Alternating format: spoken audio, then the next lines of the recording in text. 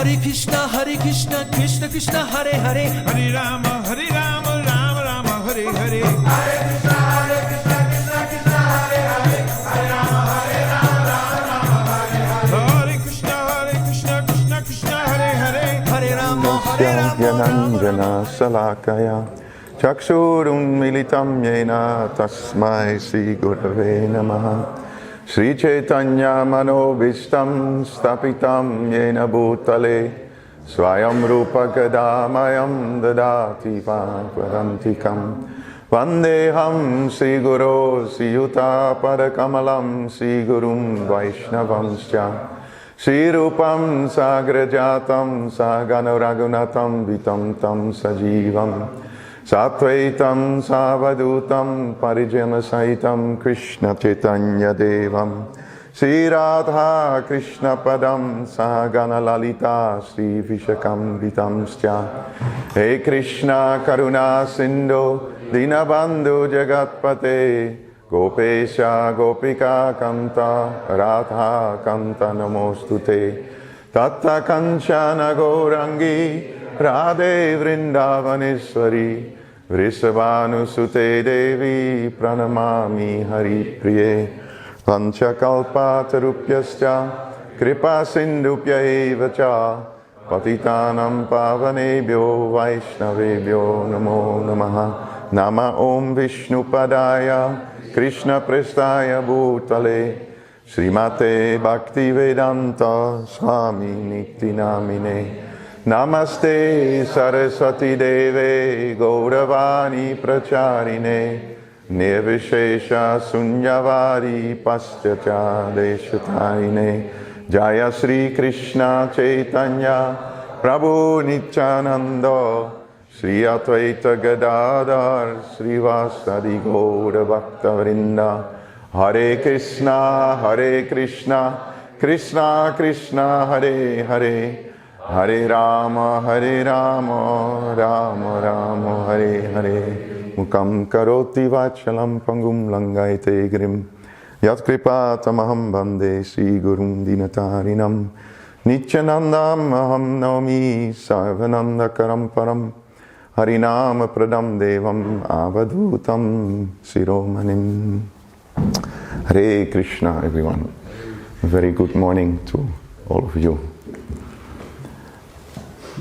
I'm a bit excited internally, a little bit, although it's not my nature, but I'm a bit shy at this moment, sitting here,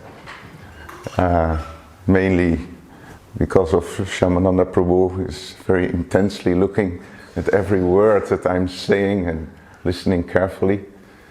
So I really like to ask the blessings of all the assembled Vaishnavas, Vaishnavis, all the seniors who are in this room. I definitely do not feel qualified to speak for a few Sundays on this topic. Many of you are guessing what is it all about, 999. I have no clue. They approach me. What does it mean? Maybe it means this, maybe it means that. So I'm sure when I disclose the secret that you will be very happy to be part of the sessions that we will have. One thing I'm convinced of is that the topic is really nice and it's also very purifying, at least for myself, because if you prepare such a presentation, Hare Krishna Gopinath Prabhu, welcome back in Radhadesh. I'm so happy to see you, and I'm eager to hear your preaching stories from Africa. Hare Krishna. So, as many of us feel the same, we have not so much time in life. We are all very, very busy. I can say it for myself. I'm very, very busy in my current situation. And to work on such a presentation is actually forcing yourself to focus on the essence of why we are in Krishna consciousness. The essence of spiritual life is not running around like madmen to get things done, to fill up the gaps, but is actually to develop genuine attraction for the lotus feet of the Supreme Personality of Godhead, Krishna, Srimati Radharani, Sri Jagannath Baladev Subhadra, Sri Gaurnitai, Srila Prabhupada, and our personal spiritual masters. That's the essence, to get closer to the Lord. So this 999 presentation started many months ago, this idea, when we were brainstorming in the Radhadesh Sadhu Sangha Council who was going to give lectures on which festival days. And then it was said that cultural Jamastami, Ekachakra Gram Prabhu will give the lecture on cultural Jamastami. And I was preparing it, but then at the moment that, the day before cultural Jamastami started, then I realized His Grace Vedasar Prabhu is in Radhadesh, who did such an amazing service for Kamala Manjari Mataji, who left her body, and Ramananda Roy Prabhu. And he is such an inspiration for the whole community and wider, that I felt it was appropriate that His Grace Vedasar Prabhu should have the seat on cultural Jamastami. But then I started to continue working on that presentation, and actually it started to expand. And then when I want to give it, I realized it's practically impossible to do that in one session. So therefore I took the liberty, out of extreme pride and arrogance, I took the liberty to claim a few Sunday mornings to sit here and to share the realizations that came in my mind, focusing on this topic. And I also want to say that the things that I like to share are things that I wrote down in the last few years during listening to lectures, studying Srila Prabhupada's books, and things that inspired me, I wrote down, and they are in like 7, 8, 9 maps, like when one cahier, how do you say it in English? Notebooks. When one notebook is full, you go to the next, but it's all over the place. I didn't find a structure yet to make them categorized. So I was just going through those notes, and some of those inspirations that I wrote down are part also of this presentation. So the topic of the presentation is 999, canceling your stay in this material world. You also see a passport with Back to Godhead on it. So I really hope that after talking about all these topics and you listening to all those topics and sharing the underlying topics, that we will at least come closer to finishing the cycle of birth and death, coming closer to the lotus feet of Krishna. And as a last point of introduction, I want to really pray to the lotus feet of Srila Prabhupada that this will be pleasing to him, that the sessions will be informative. In other words, that you will see things that you forgot or you were not aware of or never heard before. So informative, but more important than informative is that it's also reformative. Because Srila Prabhupada says this is not just information, this knowledge about Krishna and devotional service is reformative, transformative, and at one point we should become transferred from material consciousness to spiritual consciousness. So information, reformation, transformation, and ultimately transferring our consciousness to the lotus feet of Guru and Krishna. That's the purpose of 999, cancelling your stay in this material world. Now, you're so curious, I can see. Can you just go to the topic, please? I can see this in your mind, like, what is it? So what's the meaning of 999? There are so many different meanings of 999. I heard so many speculations already, and maybe a few things that I will say are partially speculative because it's not directly all of it coming from Srila Prabhupada. It's at least the meaning of 999. But one thing is that a spiritual meaning of the combination 999 in numerology is that it signifies completion. We want to complete something, right? Any one of you wants to complete something? Yes, I think we all want to complete something. After this life, we want to be done with it. 999 is also a sign to move on.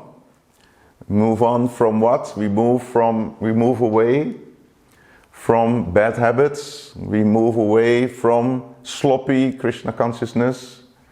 We move away from laziness. We move away from attachments to so many insignificant things in this world. So we want to move away from something also. And the third one is nice. It's a point of closure, end of chapter, end of the whole story. You know, the story ends at one point. So that's one meaning. Then another one, of course we also already saw that, completion and new beginnings. We complete a sloppy spiritual life and we begin a serious practice of Krishna consciousness. It also signifies exploration and widening your horizons. Going deeper and deeper into your Krishna consciousness also means that your spiritual horizon will widen. Do you sometimes have this realization that when you're reading something, I think it was Ratnabhushana Prabhu who mentioned that you're reading something that you was reading 15 years back, Bhagavad Gita, part of the purport. You see in your notebook that you underlined a certain part of the purport, and then suddenly you see something else in the purport, and that's even more amazing at that moment. It's like, wow, this is amazing. And you have read it maybe 20 times, but at that moment your consciousness becomes more purified, it gets widened, and suddenly you see things that you have never noticed before. So that is widening your horizons. A sign that you need to make a change. So you see 999, so this signifies you need to make a change. How many of you feel sometimes so embarrassed by your current status of consciousness that you think this should now stop immediately? Anyone of you? It's just too embarrassing that I'm still thinking these things, doing these things, being attached to these things. Anyone not being embarrassed sometimes by your own state of consciousness? I think we all recognize that, right?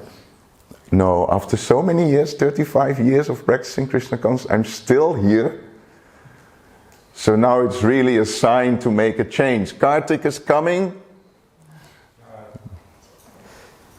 I'm going to do this, and this, just to end all this nonsense and start in a new consciousness. A sign that you are ready to make a huge move in your journey. We are planning during these sessions to make a big step in our spiritual life. So those who are afraid to go deeper in spiritual life, you can leave the room. As Rupa Goswami said, that if you still want to remain attached to material things, or if you still want to enjoy material things, then please do not go to the banks of the Jamuna to see beautiful Lord Krishna playing on his flute, because your material life will be finished. So same with absorption in Krishna consciousness, hearing and chanting about Krishna consciousness. It will destroy your material desires. So that's another part of the explanation of 999. Then the third aspect, as I'm working in the corporate world, and I'm dealing a lot with IT people, many times when we need to cancel a certain order in the system, we approach IT and we say, can you please delete this order from the system? And then they reply, 999 now. It's not anymore existing, it's out of the system, it's gone. Right, Rasaniri Prabhu? Yeah. 999. It's not anymore existing. So it would be wonderful at one point that there is no more trace of our names or history in any of the books in the material world. We are gone. We went back home, back to Godhead. No trace to be found. Non-existent, cancelled, hard deletion. So that's another meaning. And then Shyamananda Prabhu, while I was discussing this topic with him, he says, 999. In the UK, this is an emergency number. So I added it to the presentation. It's an emergency. When Srila Prabhupada would speak to anyone, even journalists, he would treat it so urgently. He would have this very intense message. He didn't speak to a journalist. He spoke to a conditioned soul who he wanted to enlighten. Isn't it? When you hear Srila Prabhupada speak, it's never casual. There is always such an urge in it. It's an emergency. Get out. That's the trigger that we should have. Yes, Prabhu, but I'm full of material desires.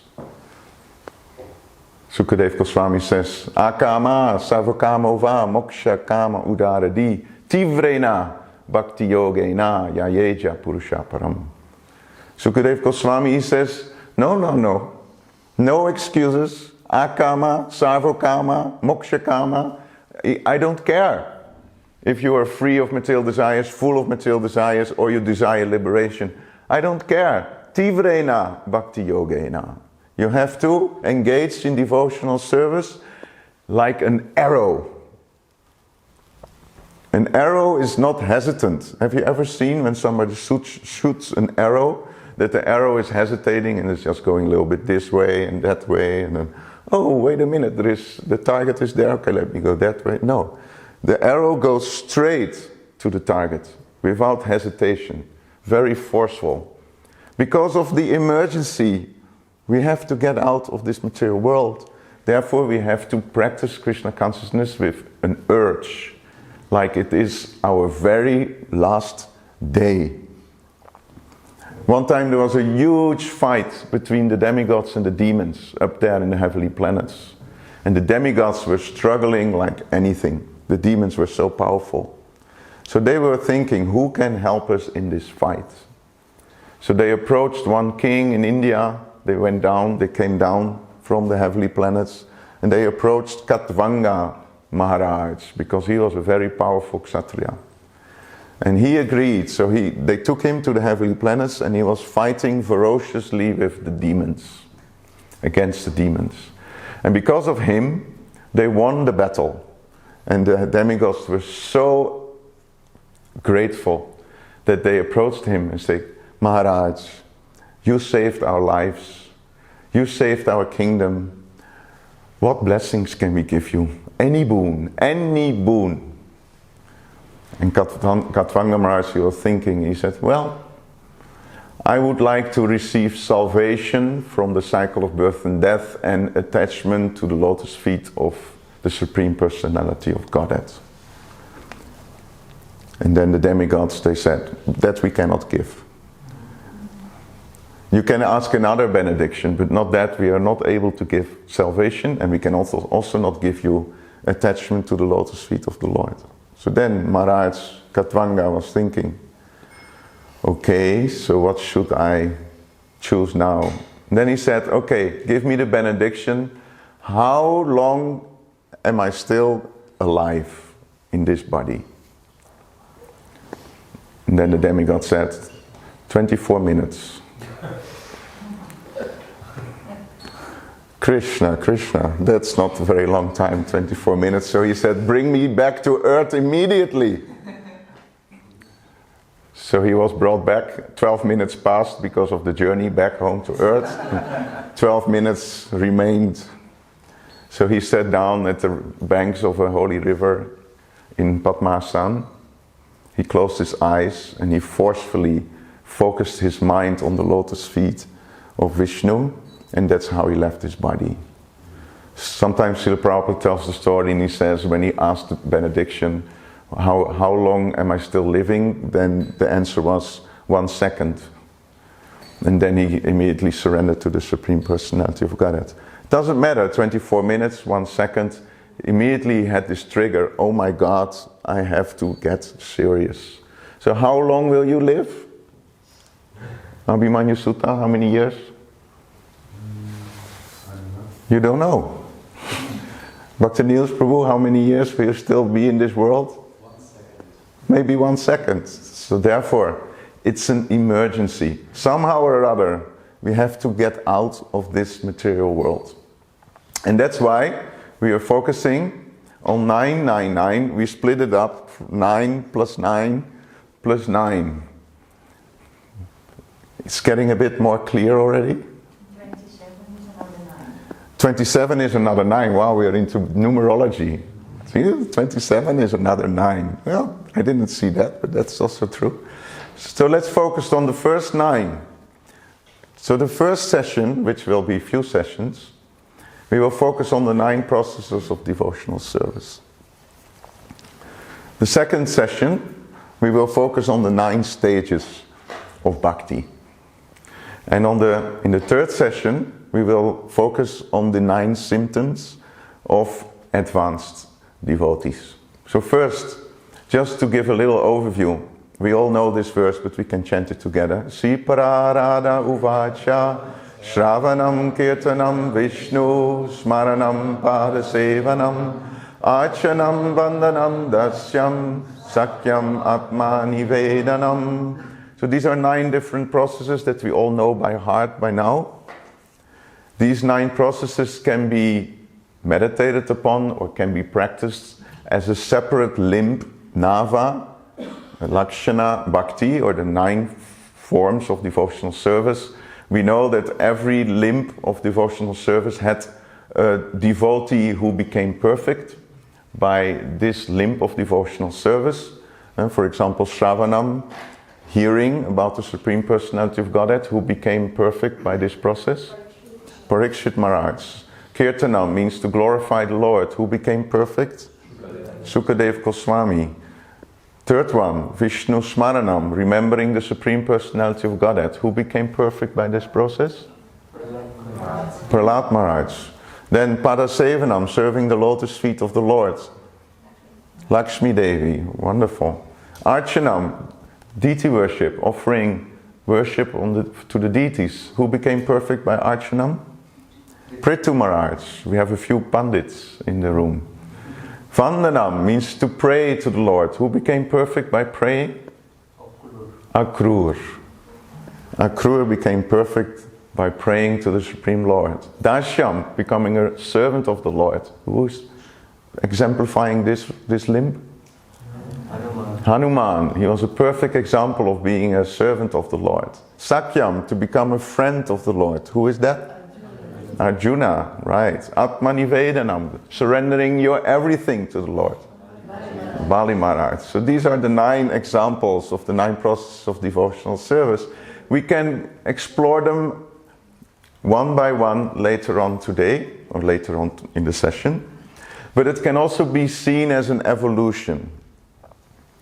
Everything starts with hearing. Hearing about Krishna's name, form, pastimes and qualities. Then when you become so absorbed in hearing, then it's a very natural thing. It's very natural, if you hear a lot, that you start to chant about Krishna. You start to speak about Krishna. And your heart is so full of what you heard, then whenever you open your mouth, whatever you have heard will come out and you start to speak. This is Shravanam, Kirtanam, and these two, to constantly hear and chant about the Supreme Lord, will result in Smaranam. If you always talk and always hear about Krishna, believe it or not, but at one point you will start remembering the Supreme Personality of Godhead and His name, form, pastimes and qualities. Then, if you do these 3, then the next thing is Padasevanam. Why is that the natural evolution? Because you can only serve the lotus feet of the Lord when you remember Him. Tashmat saveshu kaleshu mam anusmara yujjacha. While fighting, Krishna says, you engage in remembering me. So you remember me constantly while fighting. That means first you have to hear, then you chant, then you remember, and then you engage in devotional service of Padasevanam. Do some practical service for the Lord. When you become purified by these 4 processes, then at one point you take Diksha initiation, second initiation, you get Brahmana initiation, and you're allowed to enter the altar, and you become a person who's practicing Archana, deity worship. And what is happening when you practice deity worship? In the beginning it's quite overwhelming. You have to learn so many prayers, Vandanam. You see how the sequence is? Hearing, chanting, remembering, serving, deity worship, learning new prayers. In the beginning, when you're sitting there with your bell and you have your sheets and you have to read all those prayers because you don't know them by heart, it's very, intense to do that. But you learn very beautiful prayers when you're on the altar. And the combination of these 6, it culminates into becoming a real full-time Dasya, a Das. You become a servant of the Lord. And while doing that, 24 hours a day, posing yourself as a servant of the Lord, then what will happen? Krishna comes closer and closer and closer, and you will also develop some friendship. You feel that Krishna is also your friend, and when you feel that Krishna is your best friend, then you only want to do one thing, and that is Atmanivedanam. You want to surrender your everything to Him. So can you see that how the first one, Shravanam, should lead to the next one, should lead to the next one, and ultimately it should lead to surrendering your soul. So that is the focus of the first session.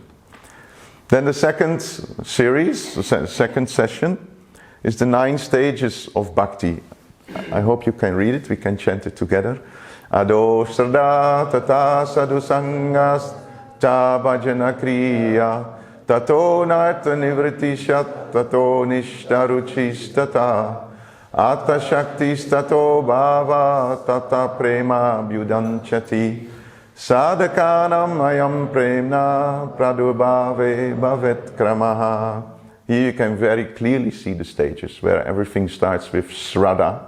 Shraddha means to have faith in the words of Krishna, and that will lead automatically to Sadhu Sangha. I think all of you assembled here to have association with other devotees. Why? Because you have some kind of faith in the Supreme Personality of Godhead. So we seek the association of those who are also interested in the development of Krishna consciousness. I remember Kiran was invited by the football club to go to a match, FC Liège. It was Liège against another top club in the Première Division of the Belgium competition.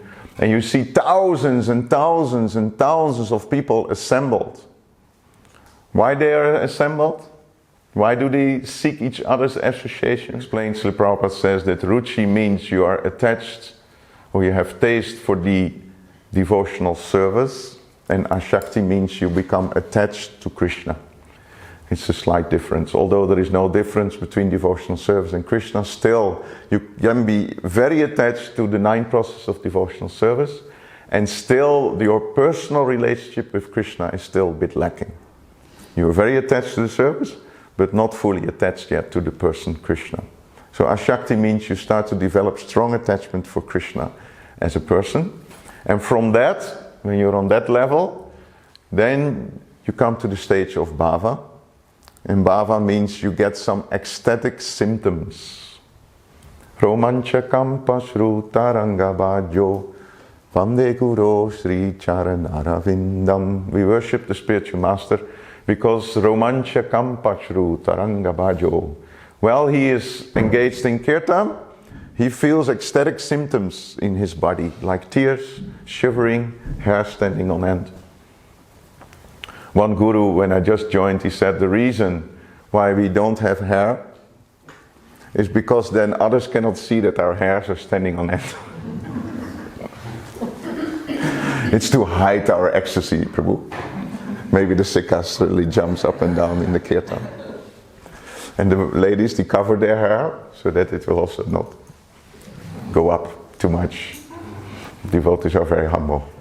So, and then bhava, when the bhava gets these ecstatic emotions, they become more frequent and more intense, and they become like one string, then it's called prema. So that is the second stage. And then the third, this is the second session. And then the third session, we want to go a little bit more deep in the 9 symptoms of the advanced devotees, the bhava bhaktas.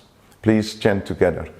Ksantir avyarta kalatvam viraktir manasunyata ashabandha samutkanta namagane sadaruchihi ashaktis tat gunakyane pritis tat vasatistale ityadyoyo nubhavashur yata bhavam kure jane. Translation. Do we have a microphone? For later we can use, otherwise I have to say everything and you can also participate. When the seed of ecstatic emotion for Krishna fructifies, this is Lord Chaitanya Mahaprabhu speaking to Sanatana Goswami, the following 9 symptoms manifest in one's behavior: forgiveness, concern that time should not be wasted, detachment, absence of false prestige, hope, eagerness, a taste for chanting the holy name of the Lord, attachment to descriptions of the transcendental qualities of the Lord, and the 9th one, affection for those places where the Lord resides, that is, a temple like Radhadesh or a holy place like Vrindavan. These are all called anubhav, subordinate signs of ecstatic emotion, and they are visible in a person in whose heart the seed of love of God has begun to fructify. So if we absorbed ourselves in the 9 processes of devotional service, in the 9 stages of bhakti, and in the 9 symptoms of advanced devotees, then the combination of those 3 should actually destroy or eliminate the cycle of birth and death. So that's the idea of this session. This was a long or short introduction to the topic 999, cancelling your stay in the material existence. Now before we move to the 9 processes of devotional service, let's see how far we will get today. There is no rush because next Sunday we continue. This is a question I would like to ask everyone, and you should think about it for 20 seconds or 1 minute. Sisi Radha Gopinade ki jai, Jagannath Baladev Subhadra ki jai, Sisi Gaunitai ki jai. So the first question that we like to ask you, should we actually strive for ending the cycle of birth and death? Just reflect a little bit on it for a few seconds. We'll not immediately jump into the answer, but just reflect for a moment. Is this actually something that we want? Is this actually something that is encouraged in the Bhakti tradition?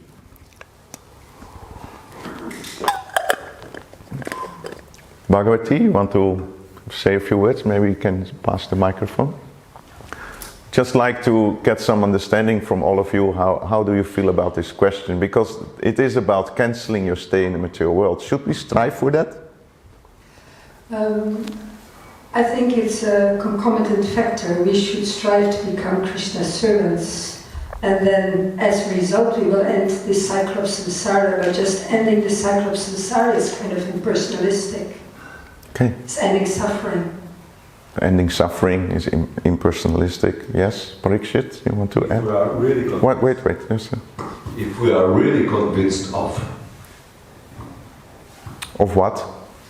the samsara, Okay. Jesse? And then Jamastami? Well, by example of prayers of very pure devotees, and through Bhagavatam, we hear that when Krishna or Vishnu gives them offers them a boon, they say, well, I don't want live rich, I don't want anything, because I just want to be your servant. I have enough here. This is enough for me. Okay, so a devotee says, I don't want any benediction, I just want to become or remain your servant. Okay, very nice point. Jamastami Prabhu. Without ending the cycle of samsara, I cannot serve Krishna. I need to get the spiritual quality. according to Bhaktivedanta, before I can enter the realm of actually serving Krishna. So what you're saying is that we should become completely purified from the material existence, and then we can really serve Krishna in the full capacity. I should have had it. I had it with material existence. I'm not qualified. Okay, so that's a nice point. You have to come to the platform of I had enough of this material world. So yes, so therefore in that sense it's a very nice meditation that yes, I want to end the cycle of birth and death, not because of some kind of selfish desire to end suffering, but it's just too much, all these material desires in my mind. I want to get really rid of it so that I can focus fully on Krishna. Yes. Thijs? Mag dat Thijs? If you put it... It's working. It's on. If you put it in a Krishna consciousness way, then striving for ending the samsara cycle is not the target, the goal, but more of a byproduct. Right. That's what Bhagavati also mentioned, that when you get closer to Krishna, then the byproduct is that the material world will be further and further away from us. That's an automatic result.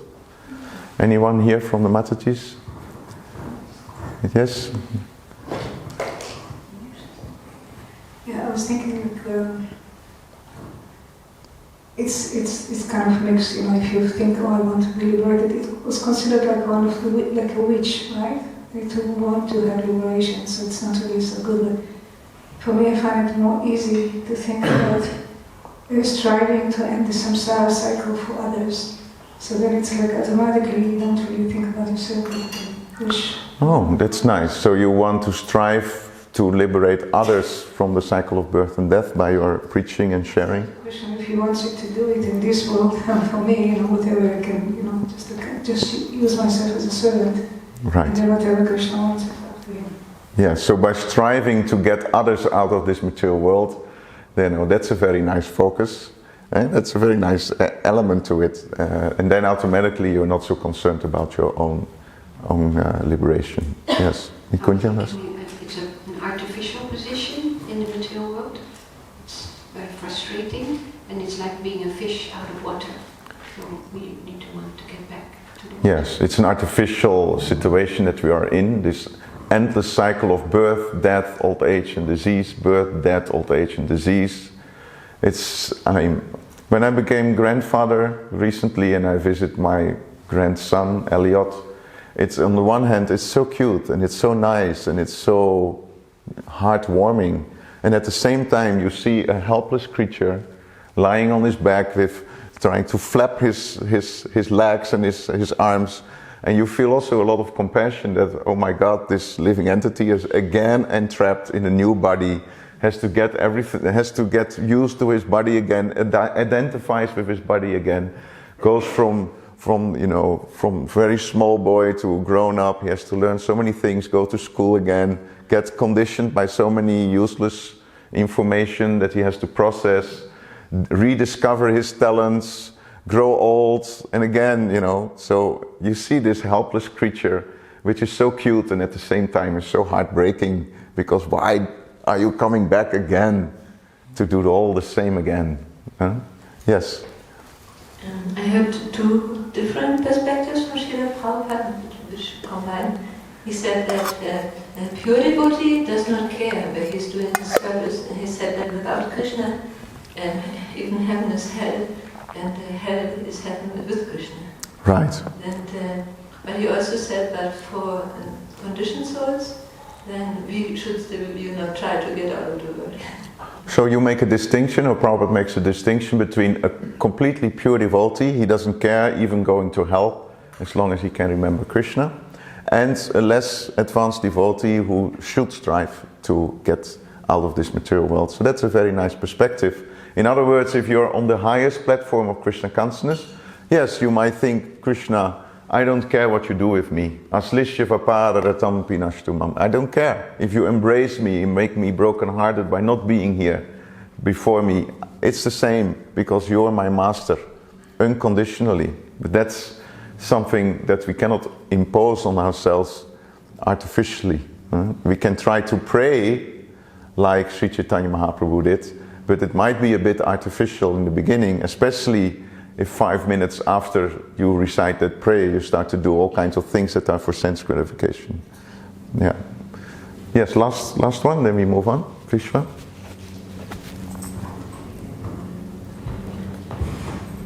I was just thinking it's a good start. I still read, the Back to Godhead magazine, I'm not going to be like, this is not for me. That's all I wanted to say. It's striving to end the cycle of samsara. Yes. Yeah, it's an amazing point actually. Back to Godhead, Prabhupada calls this magazine Back to Godhead. In other words, we have to go back to Godhead. So let's hear what Srila Prabhupada says. Maybe Vishwa, you would like to read? So this is the sample of pure devotee. A pure devotee does not want even liberation. Diyamanam nagrinanti. If liberation is offered to a devotee, he does not want it. He'll refuse to accept it. He is satisfied only in the service of the Lord. That is the standard of satisfaction. Or, in other words, to a devotee, liberation is not a very valuable thing. Just like our one devotee, Prabodhananda Saraswati, he says, Kaivalyam narakayate tridasha puram akasha pushpayate. Like that. So devotee's position is very sublime. Devotee's position is the most exalted, transcendental position of a pure devotee who does not want anything except Krishna. Yeah. So here Prabhupada says that for a pure devotee, he doesn't care about liberation, he doesn't care about going to the heavenly planets, he just wants to be a servant of Krishna. Just like in the story of King Chitraketu, who was traveling with his spaceship in the heavenly planets, and then suddenly he saw sages discussing spiritual topics, and there was Shiva and there was Parvati on his lap, right? Parvati was sitting on the lap of Lord Shiva, and they were kind of intimate. And Chitraketu was a bit, he found it funny that in the assembly of sages, there was like Shiva sitting with his wife on his lap, and they were hugging a little bit. So he was giggling. And Parvati became very disturbed that this King Chitraketu made a love of her. So she immediately cursed him. May you become a demon. And then she observed the body language of King Chitraketu, and he was completely relaxed. So she turned towards Shiva and she said, isn't he impressed by my curse? It's quite a heavy curse, to become a demon. And he doesn't even blink his eye. In Lord Shiva he quoted, Narayana parasave na kutaschana bipyati svaga apavarga narakeshu kim apituyarta darshina. Apituyarta darshana means, no, the Narayana Parayanas, the followers of Lord Narayan, they have equal vision. Svaga, apavarga, narakeshu. They go to Svaga, they get liberation, they go to hell. Apituyarta darshina. They see it with equal mind. They don't care. As long as I can serve Krishna as a demon, as a devotee, as a demigod, in hell, in heaven, liberation, as long as I can be attached to the Lord, then I don't mind. It's all temporary, Prabhu. Right? So this is what Prabhupada says in a second quote. Maybe, Thijs, you would like to read the second section? So Krishna is prepared to help you, Paramatma, Sarvasha Cham Yidi Sanivishta. Read Bhagavad Gita thoroughly and be sincere and make your life successful. Read and follow, and Krishna will help you in this life. Don't expect another life to prepare you. Is it guaranteed human life? Somebody asking. Even if it is guaranteed, why should you take the chance of another life? Finish this business in this life. Take help from Krishna, take help from books, take help from your spiritual master. Why another life? Another life, suppose you get another human life. Is it guaranteed? You may fall down again. So my Guru Maharaj used to say that finish all business in this life. Namacharya sampajya metu. Finish this business of birth, death, old age and disease in life. You can do that. That is our main business. Not to make arrangements for eating, sleeping, mating and defending under different God, under different pretext. So here Prabhupada clearly says in Hawaii, 1974, finish this business in this lifetime. No more repeated birth and death. Go back home, back to Godhead. So both is true. One aspect that we should also meditate upon is that liberation doesn't mean a geographical move. Oh, now I'm on the earth planet, and then, I have to travel and travel and travel, and then I go to the spiritual world. Actually, it's a state of consciousness. So therefore, you can be completely liberated while still being in this body when your senses and your mind and your intelligence are all fully absorbed in Krishna.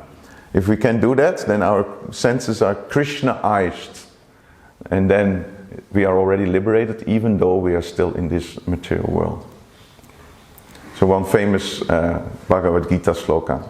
Let's chant together. Mam upecha puna janma dukalyam asasvatam napnuvanti mahatmana samsiddhim paramam gata. After attaining me, the great souls who are yogis in devotion, never return to this material world, which is full of miseries, because they have attained the highest perfection.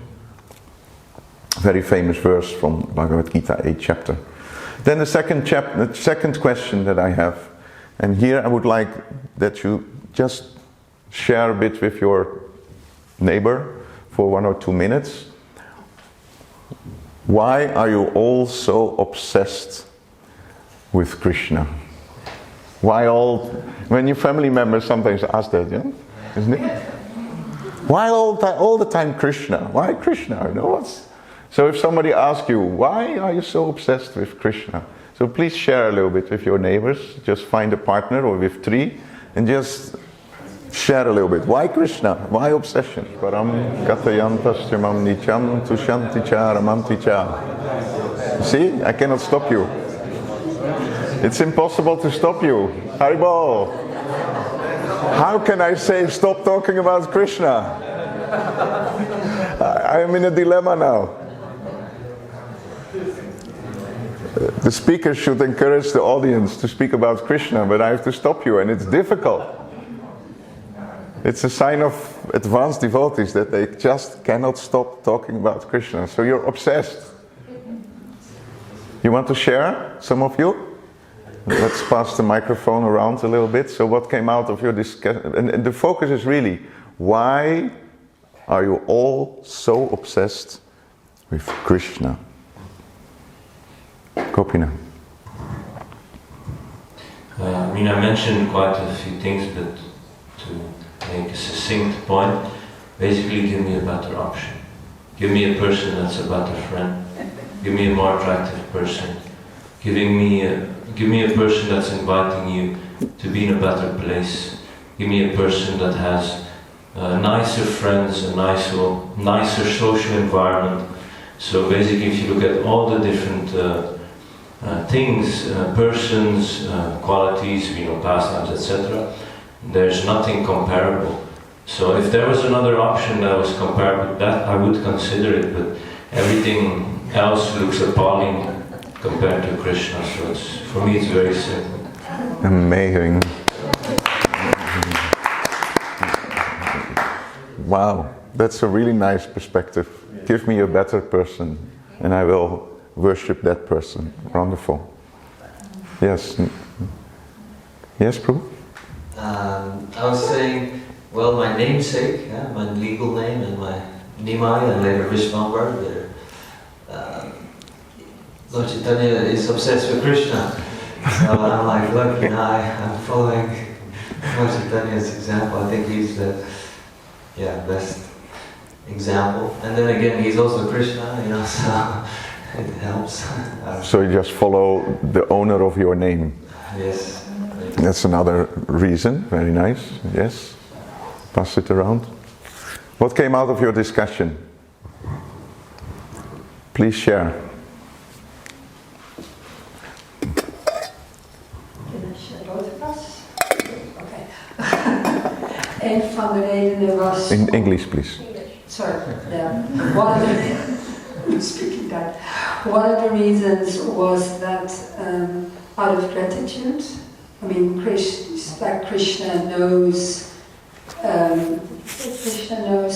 who I am, and he still loves me, and he still takes care of me, he's still there. So out of gratitude. And the other one was, there's just nothing outside Krishna. So there is nothing outside of Krishna. Outside Krishna, so I might not be obsessed with Krishna, but since there's nothing outside him, what else is there to think of and to talk about? It's either him or his energies, so everything is Krishna. That's a very nice one. There is nothing else but Krishna. That's a very nice perspective also. Yes, Parikshit Prabhu? It was just an answer of a question I had when I was really young, and I heard when I was 5-6 years, and it's always stuck in my mind. Why is there something instead of nothing? And it was turning. Why is it something instead of nothing? So that is, why is there something instead of nothing? It's a very philosophical question. Yes, thank you. Jesse? Well, Krishna has such opulence and Krishna is so infinite that there's such an opulence of things to obsess about. There's just an abundance of things to really obsess about and really appreciate about Krishna. Because of Krishna's opulence, because of his infinite nature, therefore it's best to be obsessed with him. Yes. Okay. And also out of the discussion, his name is Krishna. So his name is Krishna, and she's all attractive. So we can't help but be attracted to the. Oh, I come to that. That's a nice one. Yes, thank you. Thank you for that one. He's all attractive, so yes, best to be obsessed with him. From this side of the room, or you want Rai Ramananda Prabhu and Madhugopal Prabhu, what came out of your discussion? We were honestly asking ourselves the question, are we really obsessed? Oh, that's also... my answer was like, I feel honestly more attracted to his devotees. But perhaps Krishna is coming through his devotees in qualities like the depth devotees have philosophically, the kindness, sweetness, qualities like these are very attractive. Krishna seems to still be quite a high level, and devotees are very approachable. I like that answer. In that way, that was my aim. No, I had the opposite. Because I got the books when I was like 30 years old. And then I was very attracted to the idea that Krishna, Janma Karma Chmadhyam, that he's transcendental. And I thought nobody can top this, like Gopinath was saying. And so I was like, this must be it, this must be God. And I was very attached to that idea that it's a blue boy, he's herding cows, who can top this? I thought, yes, this he's a blue boy and he's herding cows, who can top this? Yes.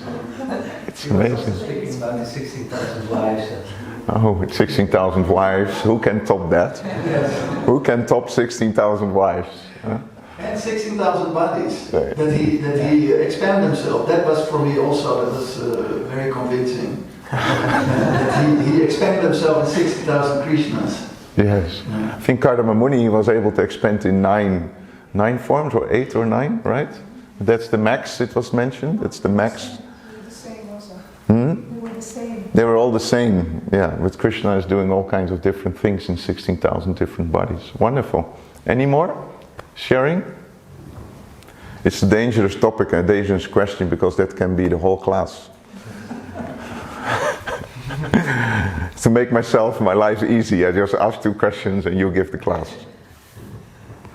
Okay, I was having the discussion with Mataji, and one thing we got the same, are we really obsessed? But the little bit obsession we maybe have is like realization in Krishna consciousness. And you get realization, then you get attracted, and that's how a little bit of attraction comes. Right. Well, the fact that you're here on a Sunday morning, traveling all the way to Radhadis, listening for hours and doing service means you're a bit obsessed, I think, a little bit. Yes, anyone else before we move on?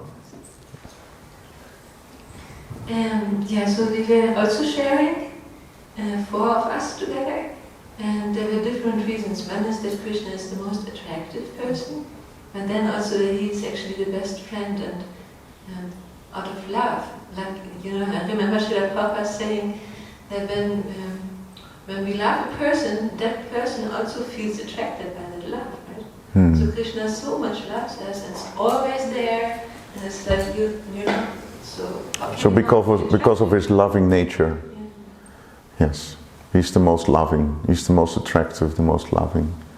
Wonderful. Nikunja Vasini, you want to? Oh, that was the same. Okay, wonderful. Yes, I get back to Jess's point.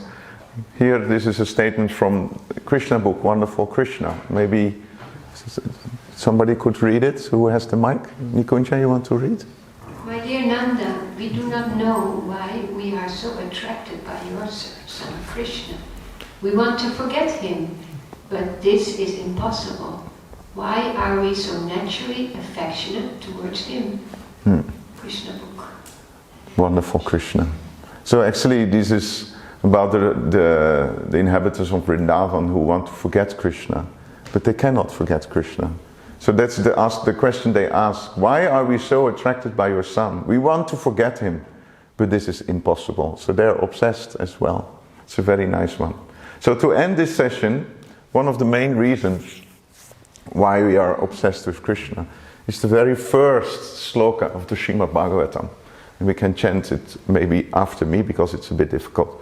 Om Namo Bhagavate Vasudevaya. Please repeat. Janmadyasya yataha anvayati taratascha chesha vigyasvara. Janmadyasya yataha anvayati taratascha chesha vigyasvara. Tene brahmaridaya adi kavaye muyanti yatsuraya.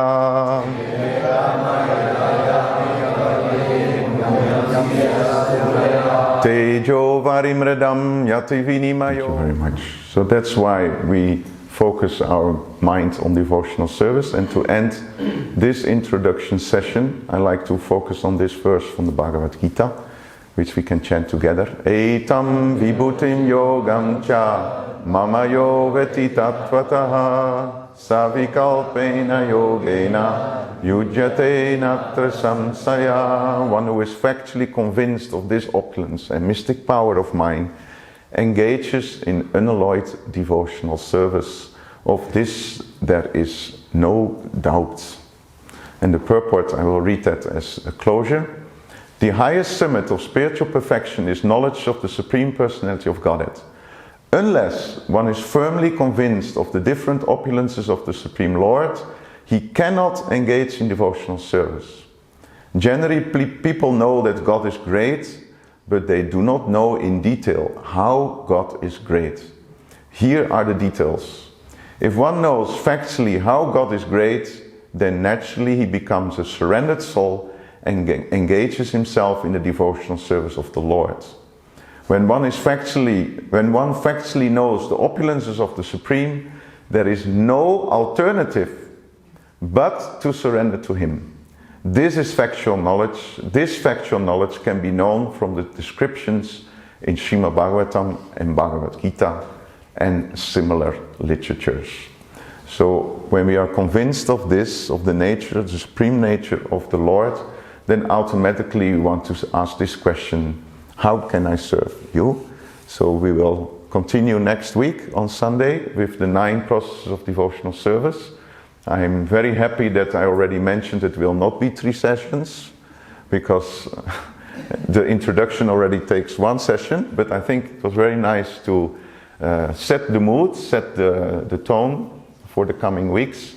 So let's see if we can finish 1 session per week, 9 processes 1 week, 1 day, then the 9 stages 1 Sunday, and then the 9 symptoms of advanced devotees. And then we finish in 4 weeks, which would be very, very nice, but it will also be challenging, because to discuss all the 9 processes of devotional service, you can discuss hearing in a seminar. So in one lecture you can speak only about hearing, but let's see how it goes. I hope it was interesting for you. It was a bit informative, it was maybe also a bit reformative. That's the goal. We feel a little bit purified, and we want to stimulate this enthusiasm for Kartik, which is coming on, so that we can fully engage in hearing and chanting and devotional service also during Kartik. Thank you all very, very much. All glories to Srila Prabhupada Ki Jai.